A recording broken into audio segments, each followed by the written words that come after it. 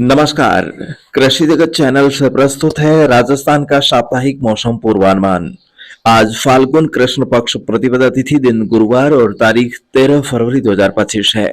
अब आप अचल सिंह देवराज से मौसम समाचार सुनिए।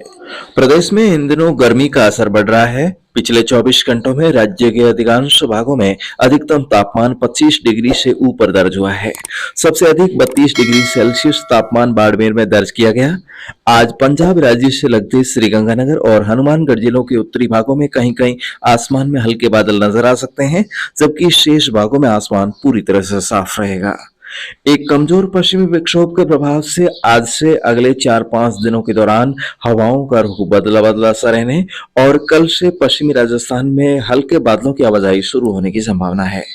15 से 18 फरवरी के दौरान उत्तर पश्चिमी राजस्थान के बीकानेर तथा जयपुर संभाग तथा इससे सटे जोधपुर, अजमेर और भरतपुर संभाग के कुछ भागों में बादल छाए रहने और मौसम खराब होने की संभावना है।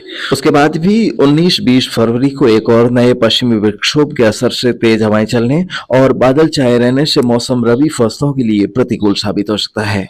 और ये मौसम समाचार कृषि जगत चैनल से प्रसारित किए जा रहे हैं। मौसम विभाग ने कहा है कि वर्तमान में राज्य के अधिकांश भागों में अधिकतम तापमान 25 से 33 डिग्री के बीच दर्ज हो रहे हैं, जो सामान्य से 2 से 7 डिग्री अधिक है। आगामी 48 घंटों में अधिकतम तापमान में 1 से 2 डिग्री सेल्सियस की गिरावट होने के पश्चात पुनः तापमान में हल्की बढ़ोतरी होने की प्रबल संभावना है। मौसम केंद्र जयपुर के निदेशक डॉक्टर राधेश्याम जी शर्मा ने बताया कि आगामी दिनों में प्रदेश के जोधपुर, बीकानेर, जयपुर, अजमेर, भरतपुर, कोटा और उदयपुर संभाग के अधिकतर जिलों में मौसम मुख्यतः शुष्क रहेगा।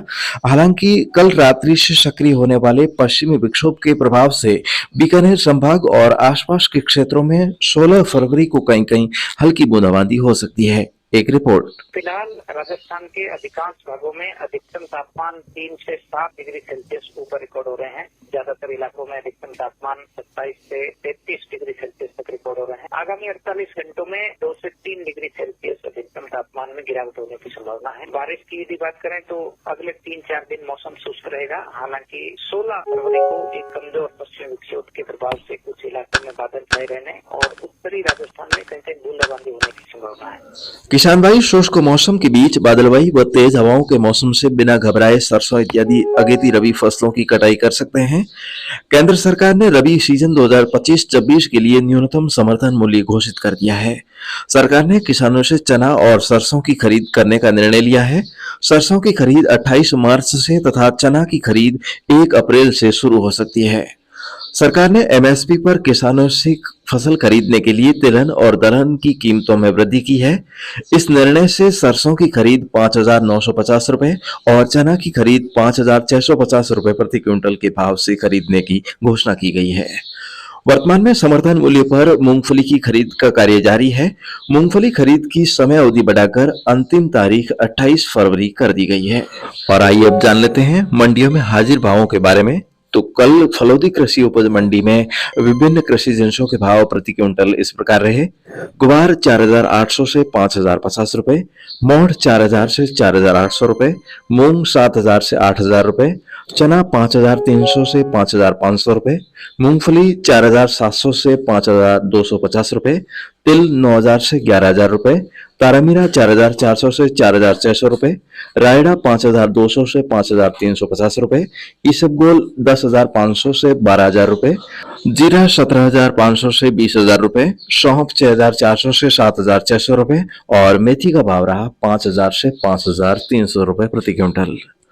ज्योतिष के अनुसार आज से 27 फरवरी के बीच तेल तिलहन में मामूली तेजी रहेगी। इस महीने में तिथि के बढ़ने और घटने से यह महीना तेजी और मंदी का रहेगा। सभी तरह के भारतीय बाजारों में इन दिनों मंदी का दौर जारी है। नेशनल स्टॉक एक्सचेंज का निफ्टी 27,000 से घटकर 23,000 रुपए के आसपास कारोबार कर रहा है। जो किसान भाई अपना निवेश शेयर बाजार में करना चाहते हैं, उनके लिए यह सुनहरा अवसर हो सकता है।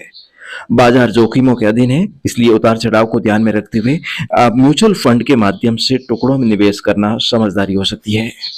डॉलर के मुकाबले गिरते रुपए और आर्थिक मंदी के चलते कृषि जिंसों के भाव में भी मंदी का दौर जारी है। जिन किसान भाइयों ने खरीफ फसलों को खलिहानों से निकलते ही बेचा है, वे फायदे में रहे हैं और जिन्होंने लालच में आकर नहीं बेचा, वे अब मंदी में बेचने को मजबूर है। इसलिए दोस्तों मैं आपसे हमेशा से यही कहता आया हूं कि पहली बोली सबसे सर्वोत्तम बोली मानी जाती है और व्यापारियों की देखा देखी करके आप अपना माल स्टॉक न करें, समय पर माल बेचकर उन पैसों को मार्केट में लगाएं ताकि भारत की इकोनॉमी के साथ आपका भी पैसा बढ़ता रहे। तो दोस्तों फिलहाल आज के मौसम बुलेटिन में अभी के लिए बस इतना ही। कल सुबह मौसम की नवीनतम अपडेट के साथ हमारी फिर से होगी मुलाकात। तब तक के लिए इजाजत दीजिए। नमस्कार। मौसम से जुड़ी जानकारी और लाइव मौसम खबरों के लिए हमारे कृषि जगत YouTube चैनल को सब्सक्राइब करें और बेल आइकन दबाकर हर अपडेट पर रखें नजर।